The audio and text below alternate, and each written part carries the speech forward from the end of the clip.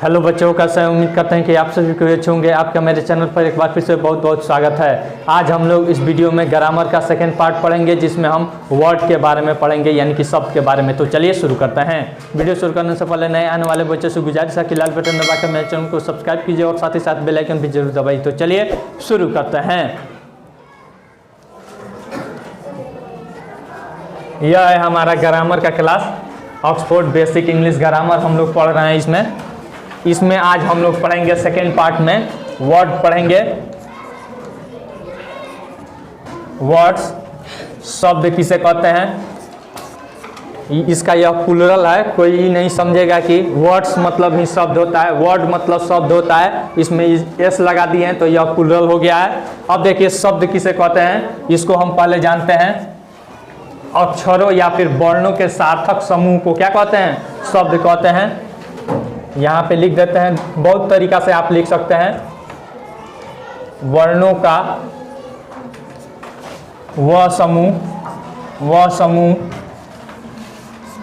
जिसका कोई अर्थ हो, जिसका कोई अर्थ हो, उसे शब्द कहते हैं।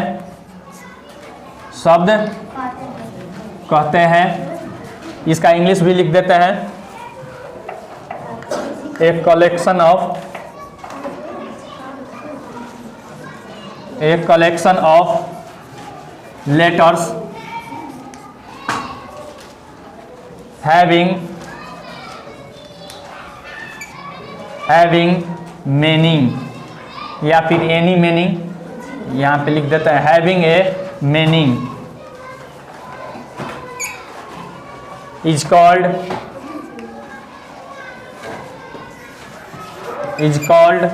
word। यानी कि अक्षरों या फिर वर्णों का, लेटरों का वह समूह जिसका एक अर्थ हो, उसे क्या कहते हैं, शब्द कहते हैं। जैसे में आप देख लीजिए, फॉर एग्जाम्पल PEN, देखिए तो P है, E है, N है ना। इसका एक अर्थ है, और इसे क्या कहेंगे, पेन। पेन मतलब कलम, पेन मतलब कलम। अतः इसका एक अर्थ है, इसीलिए इसको क्या कहेंगे, वर्ड कहेंगे, शब्द कहेंगे। ठीक है ना। अगर इसी के बदला में हम लिख देते ENP, तो इसका कोई अर्थ है, तो यह शब्द है, यह शब्द नहीं है। ठीक है। अब देखते हैं इसका कितने प्रकार होते हैं। जैसे बाप होते हैं तो बाप के बेटे होते हैं, उसी तरह से इसका हम प्रकार देखेंगे, इसके भेद देखेंगे। तो इसका भेद हम दो तरीका से पढ़ सकते हैं। जैसे अभी पुराने ग्रामर के अनुसार 8 भेद हम लोग पढ़ते हैं। जैसे पार्ट्स ऑफ स्पीच का आप नाम सुने होइएगा। और फिर नए ग्रामर के अनुसार केवल 2 भेद दिया है, एक फ्रॉम क्लासेज वर्ड और फिर स्ट्रक्चर वर्ड। उस सभी को लिख देते हैं हम यहाँ पे। प्रकार टाइप्स लिखते हैं, टाइप्स भेद या प्रकार। यहाँ पे 1 नंबर में करके लिखते हैं। पुराने या फिर ट्रेडिशनल ग्रामर के अनुसार, पुराने ग्रामर के अनुसार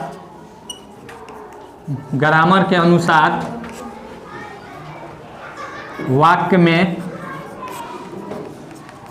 में प्रयोग के आधार पर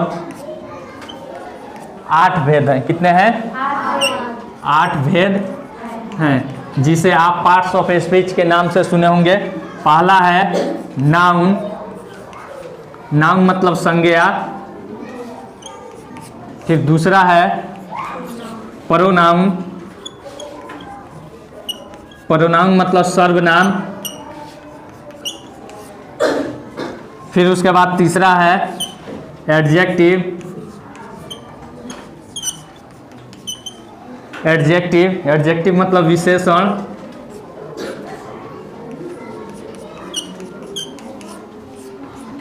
उसके बाद है 4 नंबर वर्ब।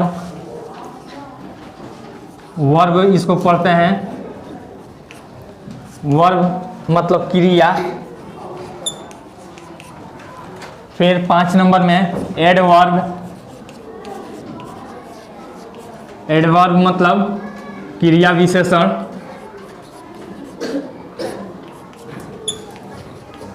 क्रिया विशेषण। फिर यहाँ पे लिख देते हैं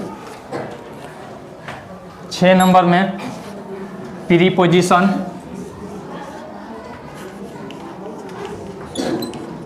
प्रीपोजिशन। फिर 7 नंबर में कंजंक्शन, कंजंक्शन। 8 नंबर में इंटरजेक्शन, इंटरजेक्शन। इसका हिंदी भी देख लीजिए, इसका नाम है संबंधवाचक या संबंध सूचक अव्यय भी इसे कहते हैं। संबंध वाचक केवल लिख देते हैं। फिर इसका नाम है समुच्चय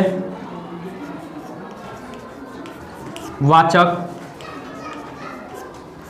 फिर उसके बाद यह है विस्मयादि, विस्मयादि बोधक।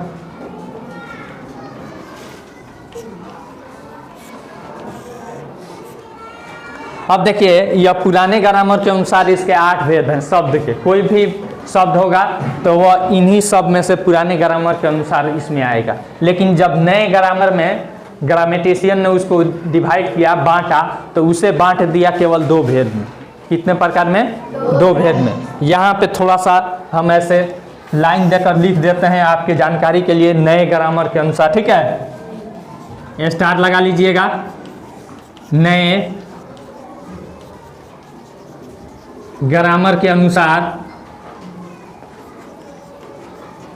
नए ग्रामर के अनुसार वर्ड के कितने भेद हैं? वर्ड के 2 भेद हैं। कितने?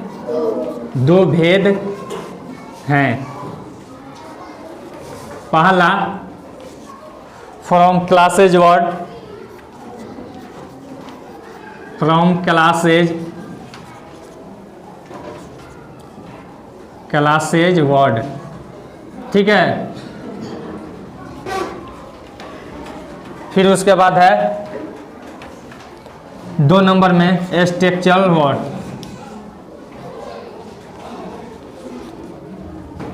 Structural word. अब इसके बारे में थोड़ा सा हम समझ लेते हैं, यह किसको फ्रॉम क्लासेज कहेंगे और फिर किसको स्ट्रक्चरल वर्ड कहेंगे।